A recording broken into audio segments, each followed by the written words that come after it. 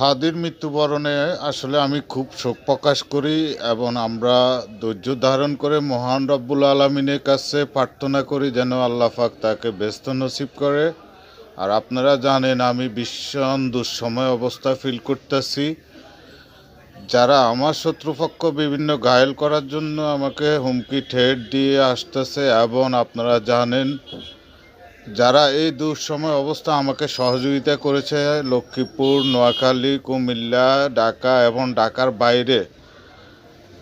যারা অত্যন্ত একান্তভাবে আমাকে নিজের আপন মনে করে অত্যন্ত সহযোগিতা করেছেন, আমি আপনাদের প্রতি কৃতজ্ঞ প্রকাশ করি এবং আমি আপনাদের জন্য যেন কিছু করতে পারি, আপনাদের ফ্যামিলির সদস্য হয়ে যেন আপনাদের পাশে থাকতে পারি, আপনারা আমার জন্য দোয়া করবেন। এবং আমার এলাকাতে আপনারা জানেন আমাকে নিয়ে অনেক ষড়যন্ত্র গুজব রটিয়ে বিভিন্ন বিভ্রান্তকর অস্ত্রের মুখে জিম্মি মার্ডারের হুমকি হইতে বিভিন্ন কৌশল অবলম্বন করে আমাকে বিভিন্নভাবে ঘায়েল করার জন্য যারা উঠে পড়ে লেগেছে তাদেরকে প্রতিহত করার জন্য যারা সহযোগিতা করেছেন, আমি অত্যন্ত কৃতজ্ঞ প্রকাশ করি আপনাদের প্রতি এবং